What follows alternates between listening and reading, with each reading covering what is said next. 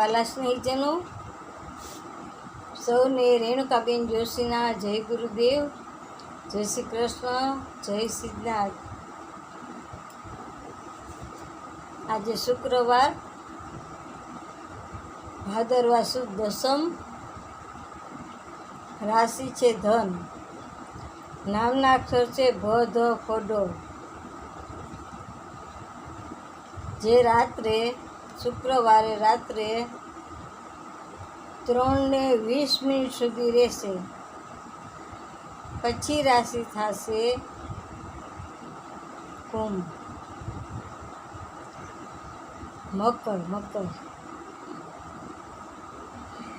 નામના અક્ષર છે ખ ને જ, રાત્રે 3:20 પછી.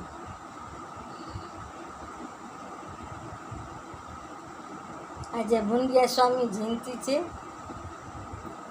જેનું મંદિર જામનગરમાં હવાઈ ચોકમાં આવેલું છે, જે દક્ષિણામૂર્તિ મંદિર તરીકે ઓળખાય છે. એમાં મુંડિયા સ્વામીના ફોટા છે.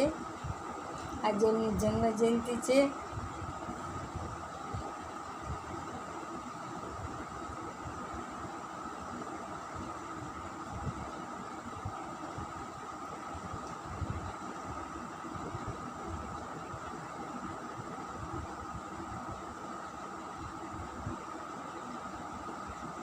કાહેન વાચા મનસેન્દ્રિયવા બુદ્ધ્યાત્મના વા પ્રકૃતિ સ્વભાવા કરોમિ ઉદ્યમ સકલમ પરસ્મૈ નારાયણાય ઇતિ સમર્પયામિ.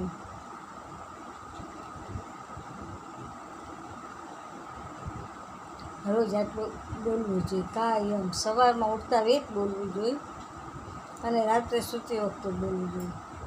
તો માણસ તરી જાય, ધન્ય થઈ જાય આખી જિંદગીની.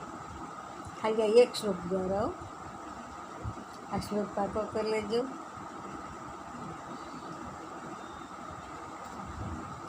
મારી ચેનલને લાઈક કરજો, શેર કરજો. વધુમાં વધુ લોકોને મોકલજો.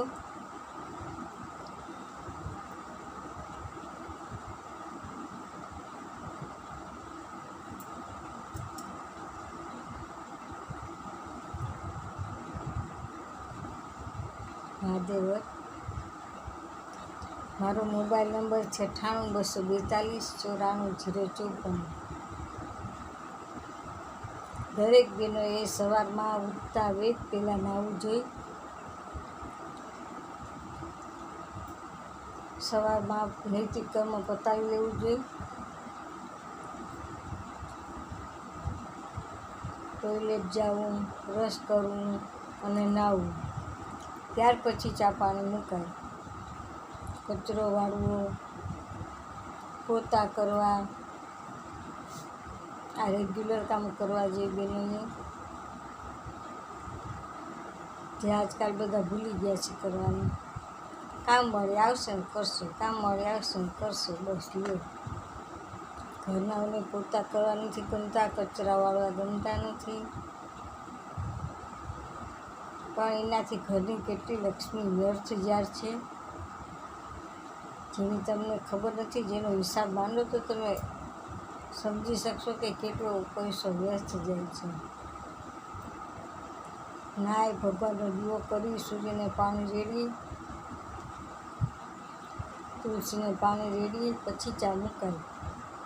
ભલે બધા કરતાં 1 કલાક વહેલું ઉઠવું પડે કે 1.5 કલાક વહેલું ઉઠવું પડે, પણ બહેનોએ આટલું કામ રોજ કરવું જોઈએ. જય શ્રી કૃષ્ણ, જય ગુરુદેવ, જય નાથ, જય